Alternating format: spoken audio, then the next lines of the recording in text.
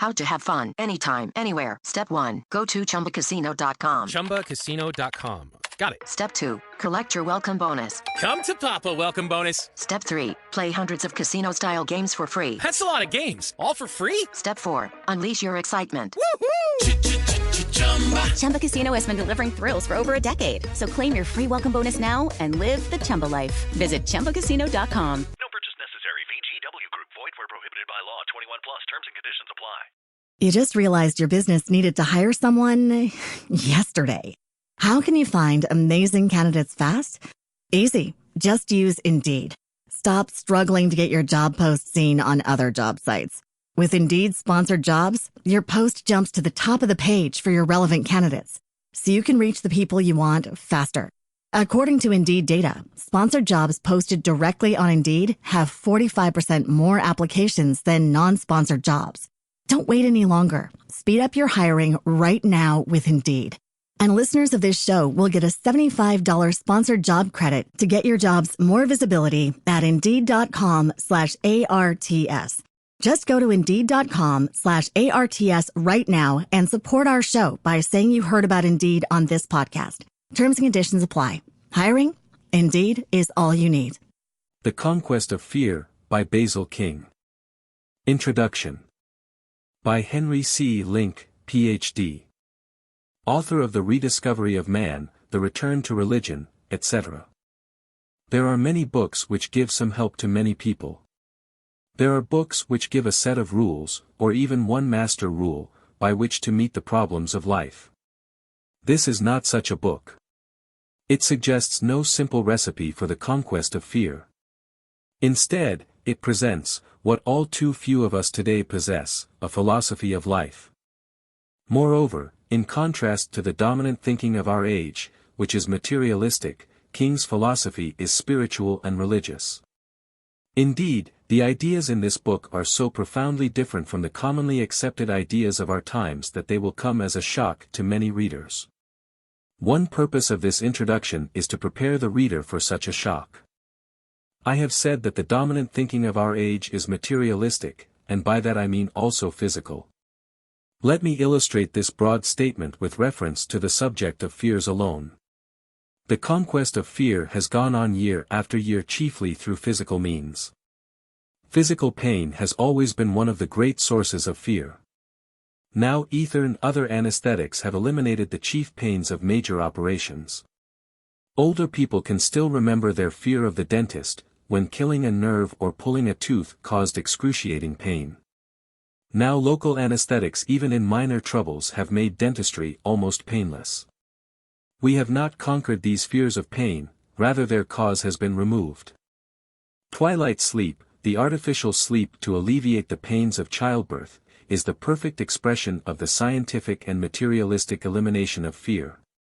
By a chemical blackout of the mind, a dimming of the conscious self, the person is enabled to escape the necessity of facing and conquering fear through his own resources. I am not condemning the physical alleviation of pain or the progress of physical science.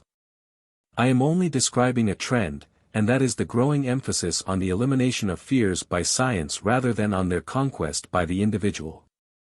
Illness has always been a great source of fear, and still is. The dread of cancer is one of the terrifying fears of our time, and fortunes are spent in cancer research and education. The Conquest of Fear was written as a result of the author's threatened total blindness. He faced a fact for which there seemed no physical remedy, hence his great need for a spiritual conquest of this great fear. And yet, year by year, physical science has been eliminating or reducing the dangers of sickness. Vaccines for the prevention of the dread disease, smallpox, are now a matter of course. Vaccines and specifics against the deadly tetanus, against typhoid fever, diphtheria, syphilis, and other fearful diseases have become commonplace. The fear of pneumonia has been almost eliminated through the discoveries of the miraculous sulfa drugs. Science has done wonders toward the elimination of such fears. A man need hardly conquer the fear of any particular sickness, there is left for his conquest chiefly the fear of dying. In addition to physical disease, our civilization has now developed mental ailments of all kinds. These include a large category of fears called phobias: claustrophobia, agoraphobia, photophobia, altophobia, phonophobia, etc. 3 fields or professions, other than religion and philosophy, have sought to deal with these fears: the psychiatric, the psychoanalytic, and the psychological. The medical psychiatric profession has naturally emphasized physical remedies, beginning with sedatives and bromides to induce artificial relaxation and ending up with lobectomy or the complete cutting off of the frontal lobes of the brain, the centers of man's highest thought processes. Between these two extremes are the shock treatments, in which an injection of insulin or metrazole into the bloodstream causes the person to fall into a sort of epileptic fit during which he loses consciousness. Through a series of such shock treatments, some of the higher nerve centers or nerve pathways are destroyed. By this process, a person's fears may also be eliminated and he may be permanently or temporarily cured. In short, the person does not conquer the fears in his mind. The psychiatrist or neurologist, by physically destroying a part of the person's brain, destroys also the fears. How strongly this physical approach has taken hold of people was made plain to me through an article of mine on how to conquer fears. The emphasis in this article was on how people could overcome their fears and worries through their own efforts. To illustrate the opposite extreme, I mentioned the brain operations and shock treatments by which psychiatry now often deals with fears. Among the many people who wrote to me as a result of this article, the majority inquired where they could obtain such an operation. To such extremes have many people gone in their desire to eliminate fear by physical means rather than conquer it through their own spiritual powers. The psychoanalyst deals with a person's phobias through what seems like an intellectual or rational process. According to psychoanalysis, phobias or fears are due to some buried or subconscious complex. By daily or frequent talks with a psychoanalyst for a period of 6 months or a year, a person's subconscious disturbance may be brought to light, and if so, the fear is supposed automatically to disappear. Even if true, this process is a highly materialistic one, at least in the sense that only people who can spend thousands of dollars can afford such treatments. The psychologist, as well as some psychiatrists who have studied normal psychology, regard many fears as normal experiences which the individual can cope with largely through his own resources and with very little help in the way of visits or treatment. The trouble arises in the case of those people who have no personal resources to draw on. Their lives are so lacking in spiritual power, or so full of intellectual skepticism and distrust, that they cannot help themselves. They have no religious convictions or certainties by which to obtain leverage in their struggles. They have no firm philosophy of life on which they or those who would help them can lay hold. They are putty in the hands of the fears and forces that beset them from without. The psychologist and the psychiatrist both find it difficult to do much to help such a person. And yet, this is the kind of person our civilization and education tends increasingly to produce.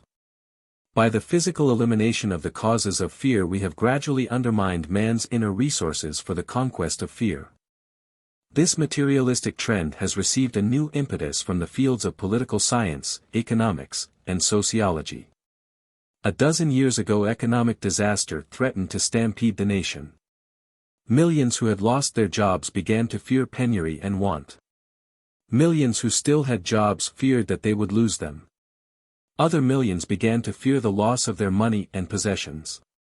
Rich and poor, becoming afraid that the country was going to pieces, rushed to the banks to withdraw their savings and brought on the nationwide bank closings. Those were days when everyone knew paralyzing fears. History will record the fact that these fears were met, not by conquest, not by drawing on the moral resources and inner fortitude of the American citizen, but by a collection of wholesale materialistic schemes. These schemes included such devices as inflating the dollar, raising prices, expanding the government debt, paying farmers not to produce crops, government housing projects, and many others. The fears of unemployment and poverty in old age were to be eliminated wholesale through a planned economy, a new social order. By an elaborate system of bookkeeping called Social Security, a whole nation was to win freedom from want and freedom from fear. But while we were building our smug little house of Social Security, the whole world was crashing around us. Instead of achieving local security, we find ourselves now in the midst of worldwide insecurity. Far from having eliminated the economic causes of fear, we now find these causes multiplied many times. To the fear of losing our money is now added the fear of losing our sons. To the fear of losing our jobs is added the fear of losing our lives. To the fear of depression and inflation is added the fear of losing the very freedoms for which the war is being fought. At last we see, or are on the point of seeing, that materialism breeds worse fears than it cures, that economics and sociology create more social problems than they solve, that science makes it possible to destroy wealth and lives much faster than it can build them.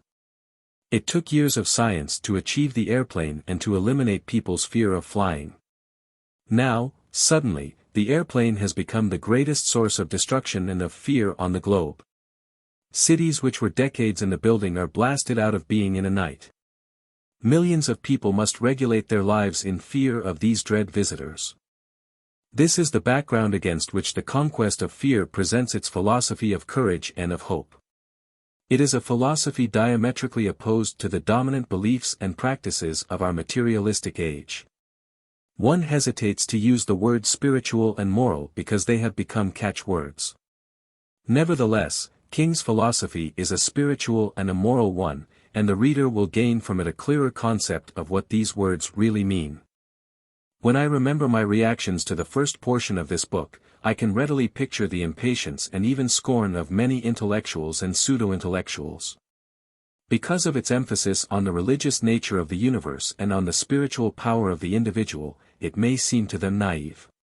Because of its consistent condemnation of mammon, of materialism and the economic sociological interpretation of life, it may seem to them old-fashioned. Actually, the book is highly sophisticated and is more novel today than the day it was written because since that time we have strayed 20 years further from the truth. One day I was having luncheon with a man who, during the course of the conversation, remarked, "I want to tell you how much I enjoyed your latest book," as almost any writer would. I pricked up my ears expectantly. "Yes," he went on, "I got a great deal out of your recent book, but the book which helped me more than any I have ever read is a book called The Conquest of Fear, by Basil King. Do you happen to know it?" "Know it?" I exclaimed. "I not only know it, I am just on the point of writing an introduction to a new edition of the book. Would you mind telling me how it helped you?" He thereupon related how, at a certain period of his life, he had left an excellent position to take a new one which seemed more promising. It soon developed that the difficulties of this position were such as to make his success seem almost hopeless. He became obsessed with the idea that the people with whom he had to deal were out to get him. His fears of the job and of his associates grew to the point where a nervous breakdown seemed inevitable. One day his daughter told him that she needed a book in her school work which he remembered having packed in a box that had been stored in the attic and not yet opened. When he opened the box, the first book which he picked up was The Conquest of Fear. It was evidently one of those books which had somehow come into the possession of his family, but which he had never read. This time, however, he sat down in the attic and began to read it. During the course of the next year or so he read it carefully not once but 4 or 5 times. "It marked the turning point in my life," he told me. "It enabled me to conquer the fears which were threatening to ruin me at the time, and it gave me a philosophy which has stood me in good stead ever since." A philosophy which marked the turning point in his life and which has stood him in good stead ever since. The Conquest of Fear offers such a philosophy not only to individuals suffering from fears peculiar to them, but to a world of individuals suffering, or about to suffer, from the collapse of worldwide materialism. In this day of chaos and uncertainty, here is the modern version of the parable of the man who built his house upon a rock instead of on the sand, and the rain descended, and the floods came, and the winds blew, and beat upon that house, and it fell not for it was founded upon a rock. H.C.L. Ryan Seacrest here. When you have a busy schedule, it's important to maximize your downtime. One of the best ways to do that is by going to ChumbaCasino.com. Chumba Casino has all your favorite social casino games like spin slots, bingo, and solitaire that you can play for free for a chance to redeem some serious prizes. So hop on to ChumbaCasino.com now and live the Chumba life. Sponsored by Chumba Casino. No purchase necessary. VGW Group. Void where prohibited by law. 21 plus. Terms and conditions apply.